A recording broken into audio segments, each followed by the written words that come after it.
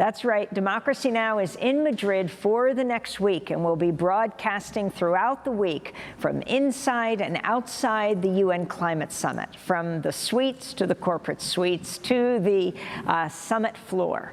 I'm Amy Goodman. A group of climate activists walked out of a panel at the UN Climate Summit, which began earlier this week here in Madrid on Thursday, to protest the presence of Shell, BP, and Chevron. Representatives from the oil companies were taking part in an event organized by the International Emissions Trading Association. Laurie Vanderberg of Friends of the Earth Netherlands took part in the walkout. We don't think that polluters like Shell, like BP and like Chevron should be at the COP influencing the climate talks here. So we stood up, we covered our ears and we walked out of the room to make a point to say that Shell shouldn't be at the COP, Chevron shouldn't be at the COP, BP shouldn't be at the COP. They are wrecking our climate, and if we have these polluters here, we won't stay below 1.5 degrees.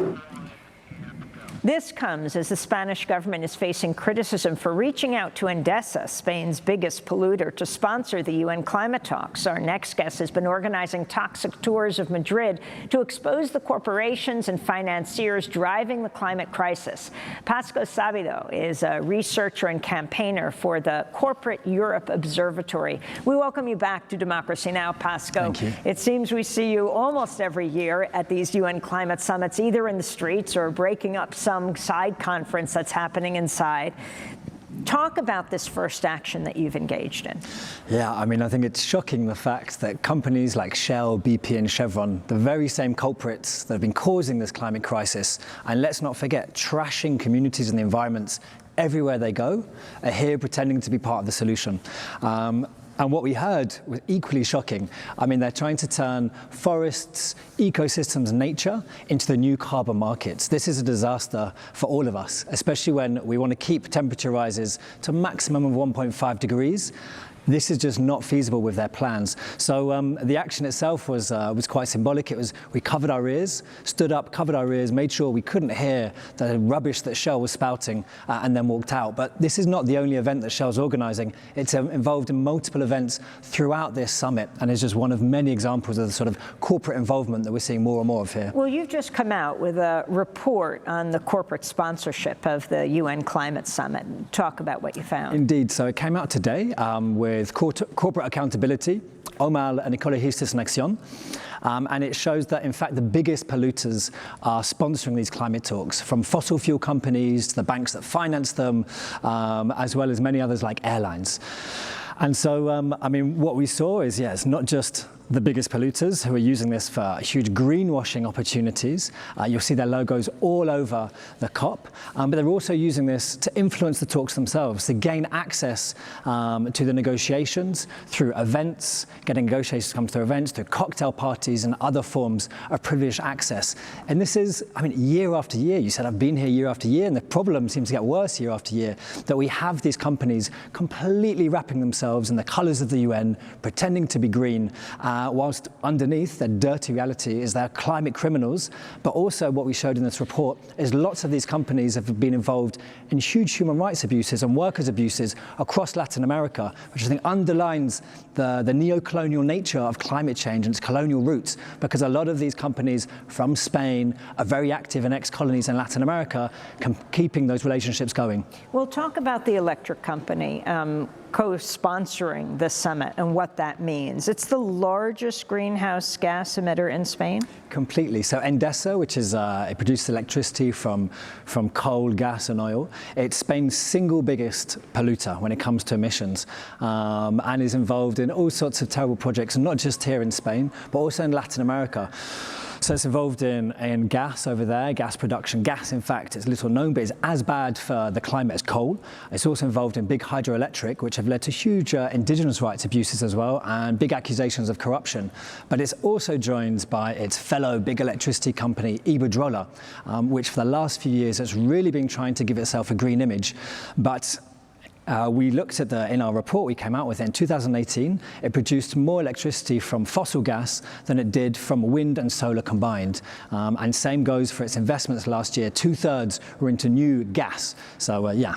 So the Spanish government took this project on like in the last few weeks because Chile canceled the summit. Yeah.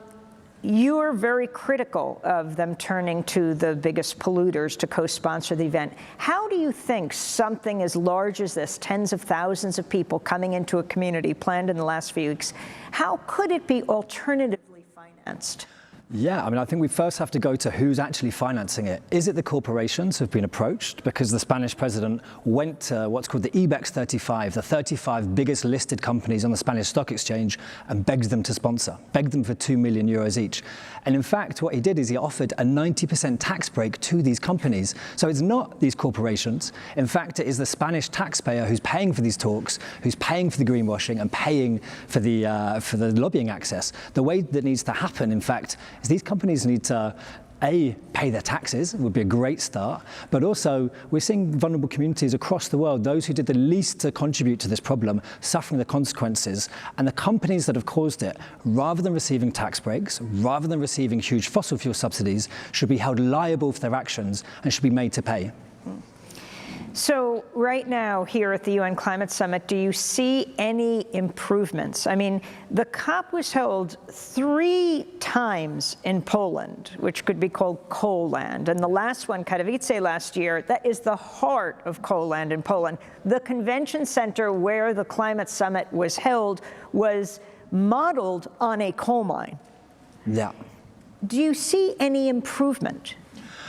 What we do see is a bit more fear, shall we say. So here in Spain, what you've seen, all of these big dirty energy companies are pretending to be green. Endesa bought the front pages of pretty much every Spanish newspaper to claim that it was becoming a climate leader.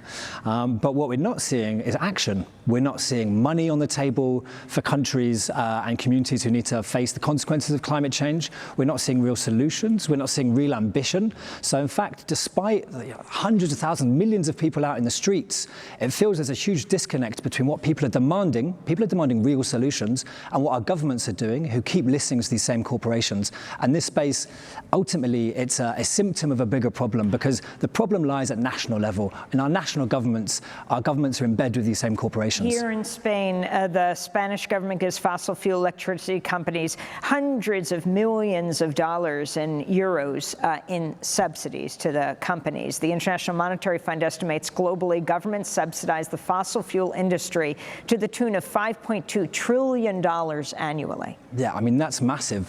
What would that look like if that was subsidies given to wind, to solar, to biothermal? This would pay for it that much a year. We're looking, of course, I mean, to pay for, if we had done this 10, 20 years ago, that would probably be enough. But what we're seeing now is the amount that's needed for communities and countries already facing typhoons, droughts, fires.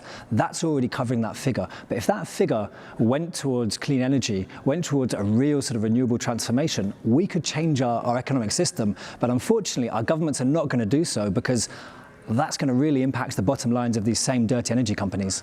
Well, Pascal Sabido, I want to thank you so much for being with us. We'll be taking a toxic tour with you tomorrow.